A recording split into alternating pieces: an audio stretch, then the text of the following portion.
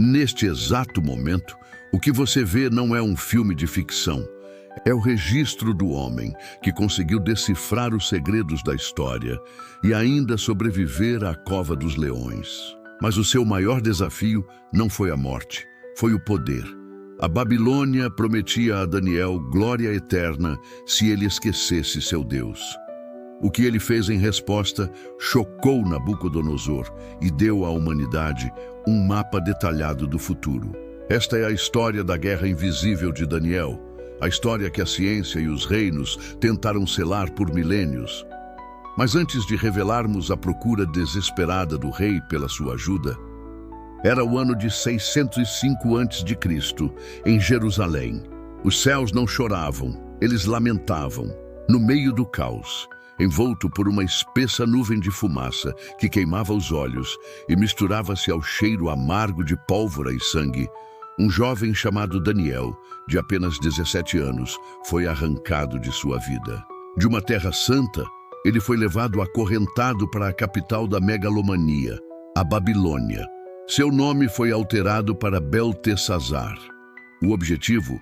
Apagar sua identidade, sua cultura e principalmente sua fé. A justa posição era brutal. De herdeiro espiritual em Sião, a objeto de exibição na corte mais opulenta do mundo. O momento decisivo, entrar na capital e decidir que mesmo que seu corpo fosse cativo, sua mente e seu espírito jamais seriam. A primeira prova veio na mesa. Não era apenas comida, era consagração. Carnes e vinhos oferecidos aos ídolos babilônicos. Se comesse, Daniel aceitaria a nova autoridade. Este não é um conflito sobre dietas. É uma microtensão sobre a identidade. Daniel e seus 3 amigos, Ananias, Misael e Azarias, não gritaram, não fizeram motim. Eles usaram a estratégia silenciosa. Eles propuseram um teste simples, o padrão de interrupção perfeito. 10 dias. Legumes e água contra a dieta real. O chefe dos eunucos, Aspená, hesitou, mas aceitou, movido pela simpatia, mas principalmente pela curiosidade. O que aconteceu em exatos 10 dias? Daniel e seus amigos pareciam mais saudáveis, mais fortes, mais inteligentes que todos. A ciência da fidelidade venceu a opulência da contaminação. A primeira vitória de Daniel foi sobre o conformismo. O sucesso de Daniel o levou direto ao trono. Após 3 anos, Nabucodonosor testou os jovens e declarou: "Em toda a minha corte não há quem se compare a estes 4. A partir daquele momento, Daniel se tornou o braço direito do rei. Mas a paz é uma ilusão na vida de um profeta. 8 meses depois de Daniel ser promovido, perceba o tempo calculado com exata precisão. O rei tem um sonho que destrói sua paz. Não é um pesadelo qualquer, é uma sucessão de angústias dentro da sua mente. Ele acorda, o coração acelerado, mas o sonho se esfuma. O efeito Zeigarnik age nele. A informação incompleta causa obsessão. Nabucodonosor faz o decreto mais brutal de sua história. Contem-me o sonho e sua interpretação. Se não o fizerem, serão cortados em pedaços. Os magos, astrólogos, encantadores, toda a autoridade científica da Babilônia falham. Eles confessam: nenhum homem pode ler a mente de outro. A arrogância da Babilônia encontra seu limite na incapacidade. Aquele que se considerava Deus é forçado a admitir sua fragilidade. O decreto de morte atinge Daniel. Ele procura Arioque, o capitão da guarda. Por que tamanha pressa? Daniel não se desespera. Ele pede tempo. Ele sabe que este não é o fim, mas o palco perfeito para o seu Deus. Daniel e seus amigos oram. A resposta vem em uma visão noturna. O mistério é desvendado. Daniel se apresenta a Arioque. Não mates os sábios, leva-me ao rei. Diante do terror e da expectativa, Daniel não exalta a si mesmo. Ele usa o gatilho de autoridade. Há um Deus nos céus que revela os mistérios. Então, ele descreve o sonho que o rei havia esquecido, a estátua colossal.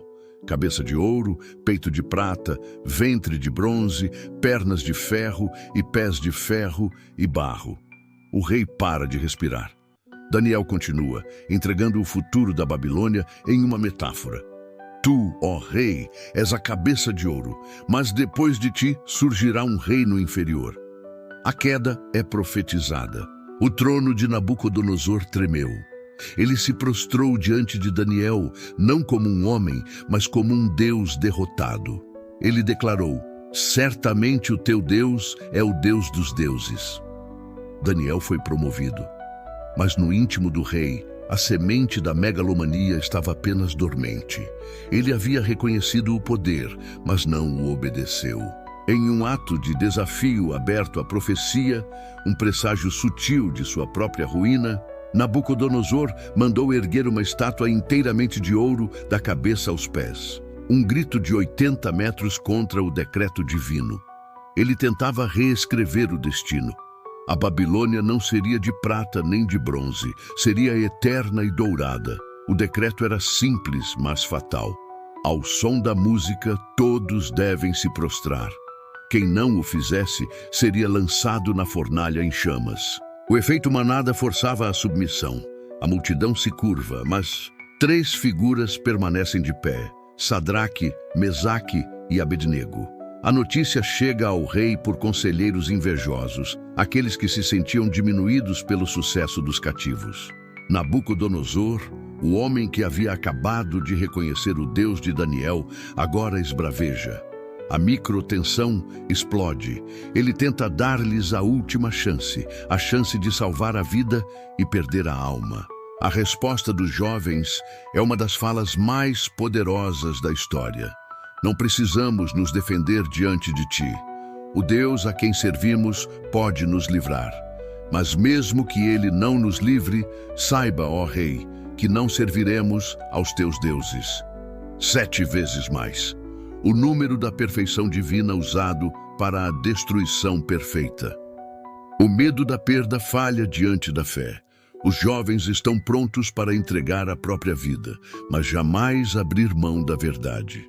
O calor era tão intenso que os soldados que os jogaram morreram, mas a surpresa inesperada acontece no fogo. Nabucodonosor se levanta e grita: não lançamos 3 homens atados, mas vejo 4 homens desatados. E o 4º homem tinha a aparência de um filho dos deuses. Eles saem do fogo sem um arranhão, sem um fio de cabelo chamuscado, sem cheiro de fumaça. A validação de autoridade é imediata e física. O Deus de Daniel é real. O rei, mais uma vez, se rende. Louvado seja o Deus de Sadraque, Mesaque e Abednego. Eles são promovidos. Mas o rei continua dividido. Se você chegou até aqui é porque, como Nabucodonosor, você entende que estas histórias não são apenas sobre milagres, mas sobre a psicologia do poder. E se você quer descobrir mais casos como esse, que desafiam nossa compreensão da história e da realidade, há muito mais conteúdo de valor esperando por você aqui no canal Semeando a Palavra. Este é o momento ideal para fazer parte desta jornada de descoberta. A luta interna do rei atinge o seu auge. Ele tem um terceiro sonho. Desta vez, ele não esquece. É uma árvore gigantesca que seria cortada. Seu tronco, porém, seria deixado com ferro e bronze e sua mente humana lhe seria tirada. Daniel ouve o relato da árvore e fica atônito. O medo é palpável no ar da Câmara Real. O rei percebe o terror de Daniel. Não tenhas medo de me dizer... Daniel, com compaixão, suplica: ó rei, que este sonho se aplique aos teus inimigos. A árvore és tu. O destino não podia ser negado. Nabucodonosor seria expulso e viveria como um animal por 7 tempos, 7 anos, até reconhecer o domínio do Altíssimo. O conselho final de Daniel revela a chave que une toda a história. Renuncia aos teus pecados. Pratique a justiça. Talvez então prolongues a tua prosperidade. Daniel ofereceu uma porta de saída baseada na humildade. Mas o orgulho vence. 12 meses depois, outro intervalo de tempo preciso, o rei caminha em seu terraço, contemplando a grande Babilônia. Ele profere a frase que ativa o gatilho final, a arrogância máxima. Não é esta a grande Babilônia que eu construí com o meu poder e para a glória da minha majestade? Antes que ele terminasse a frase, a voz celestial ecoou: a autoridade real foi tirada de ti. A doença, a boantropia, a crença delirante de ser um animal selvagem não foi apenas uma maldição. Foi a somatização total de um ego quebrado. O rei, que pensava ser o dono do mundo, foi reduzido a nada. Suas unhas viraram garras, seu cabelo penas. Ele comia capim. A humilhação sensorial era completa, a quebra de expectativas mais brutal da história. 7 anos de miséria. No campo, sem palácio, sem súditos, sem razão. Nabucodonosor aprendeu a lição que o luxo não pode ensinar. Ao fim dos 7 tempos, o rei ergue os olhos. A razão lhe volta. Ele se ajoelha e declara: louvei o Altíssimo. Ele humilha os que andam com orgulho. Ele foi restaurado ao trono. O ponto de virada definitivo estava completo. A profecia cumpriu-se até o último detalhe. O tronco e as raízes ficaram. Nabucodonosor, o maior inimigo de Deus, tornou-se o maior evangelista do Deus de Israel, promulgando sua própria loucura em todo o império. Mas a lição morreu com ele. O tempo passa. Nabucodonosor desaparece dos registros. Seu neto, Belsazar, assume. Ele tinha a prova social do castigo do avô, mas escolheu a arrogância desenfreada. Belsazar cometeu o erro oposto. Ele não tentou desafiar o Deus de Daniel, ele o profanou. Estamos em 539 a.C. Babilônia está sitiada, mas o rei se sente invencível dentro das muralhas. Ele promove um banquete suntuoso para 1000 nobres. Em um ato de escárnio inédito, Belsazar ordena que tragam os vasos sagrados do Templo de Jerusalém, aqueles que Nabucodonosor havia guardado com respeito. Ele os usa para brindar aos deuses pagãos. Ele está deliberadamente cuspindo na história familiar e na advertência do avô. O salão mergulha no silêncio súbito e gelado. O padrão é interrompido. Uma mão sem corpo surge, escrevendo palavras flamejantes na parede: Mene, Mene, Tekel e Parsim. O pânico neurótico toma conta do rei. Suas pernas tremem, seus joelhos se batem. O suspense é imediato e instantâneo. O que significa esta escrita? A corte falha, como antes. O medo paralisa a autoridade humana. A rainha-mãe, em uma lembrança da história a Daniel, entra e se dirige ao rei com uma frase que resgata a memória do avô. Há entre nós um homem em quem habita o espírito dos deuses santos. Seu nome é Daniel. Daniel, agora com idade avançada, é trazido. Belsazar tenta seduzi-lo com promessas de poder: púrpura, ouro, ser o terceiro no reino. Daniel, com dignidade, recusa. Podes guardar os teus presentes, dá os teus prêmios a outro. Antes de decifrar, Daniel usa a autoridade moral para proferir a sentença histórica. Tu, Belsazar, sabias de tudo isso, mas não te humilhaste. Pelo contrário, ergueste-te contra o Senhor do céu. A interpretação é a conclusão explosiva do banquete. Mene, Mene, Deus contou o teu reino e o acabou. Tekel, foste pesado na balança e foste achado em falta. Parsim, teu reino será dividido e entregue aos medos e persas, a sentença de morte de um império. A Babilônia não caiu sob Nabucodonosor, o louco, mas sob Belsazar, o arrogante. Naquela mesma noite, as tropas de Ciro, o persa e Dário, o Medo, invadem a cidade pelas águas do rio Eufrates, que foram desviadas em segredo. Belsazar é assassinado. A maior cidade do mundo cai em horas. O Império Dourado, profetizado para ser a cabeça, chega ao fim. Daniel, um exilado, sobrevive. Ele não é mais o cativo, é o supervisor do novo Império Medo-Persa. Dário, o Medo, encontra tanto favor em Daniel que planeja colocá-lo sobre todo o reino. A inveja é o novo inimigo. Os outros oficiais tramam.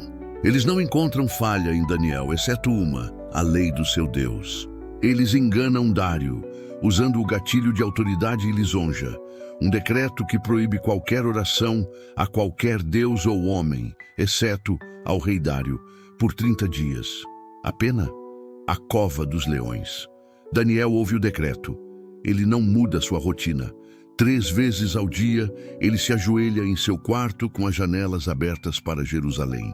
Ele usa o grito de ação da oração. Os espiões o pegam e correm ao rei. Dário está angustiado. Ele tenta salvá-lo, mas a lei dos medos e persas é imutável. O destino é selado pela burocracia humana. Daniel é levado à cova dos leões. O rei profere a última esperança. Teu Deus, a quem serves continuamente, te livrará. Dário passa a noite em claro, atormentado.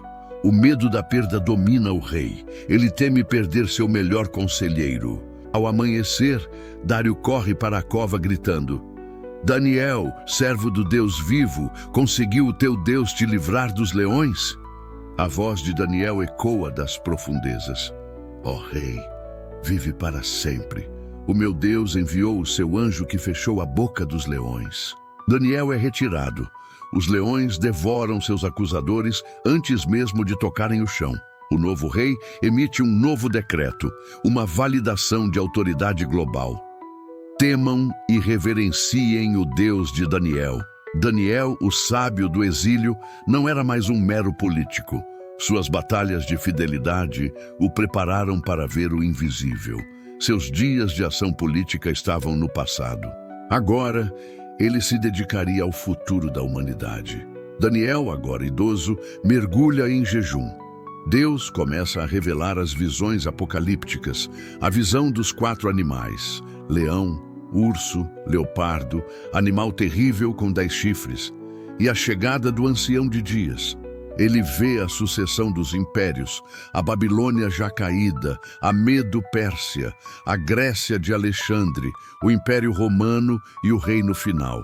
Ele vê o carneiro, Medo-Pérsia, ser destruído pelo bode, Grécia. Ele vê a divisão dos reinos e a ascensão do chifre pequeno, um poder que se exalta e profana o santuário. Daniel lê Jeremias e entende. O cativeiro duraria 70 anos. O coração do profeta acelera. O tempo está quase no fim. Em meio à sua oração, o anjo Gabriel aparece, em uma figura resplandecente. Gabriel revela a profecia mais detalhada da história, as 70 semanas. 70 semanas até a chegada do ungido, o príncipe, e depois ele será morto. Em sua última visão, ao lado do rio Tigre, Daniel vê a batalha cósmica. O príncipe da Pérsia resistindo ao anjo de Deus por 21 dias. O anjo Miguel intervindo. Daniel vê que a política humana é apenas o reflexo de uma guerra espiritual. O mensageiro encerra: Vai, Daniel, estas palavras estão seladas e lacradas até o tempo do fim. E a promessa final: Tu descansarás e no fim dos dias te levantarás para receber a tua herança. A história de Daniel é a prova de que a humildade é a única moeda que sobrevive à queda dos reinos. O rei que aprendeu essa lição foi restaurado. O rei que a rejeitou foi destruído. A verdadeira mensagem do canal Semeando a Palavra é essa: o domínio é eterno e não está nas mãos dos homens. Daniel, o exilado que se recusou a contaminar-se, viu além do horizonte e nos deu a certeza de que a história já está escrita. Ele se ajoelha uma última vez, sussurrando: Teu reino é eterno, ó Senhor, e teu domínio não terá fim. Se você se sentiu fascinado por esta jornada através dos reinos e das profecias e quer continuar explorando os segredos da Bíblia, considere se inscrever no Semeando a Palavra. Há muito mais conteúdo esperando por você. E ao fazer isso, você nos ajuda a semear a palavra da verdade para mais pessoas.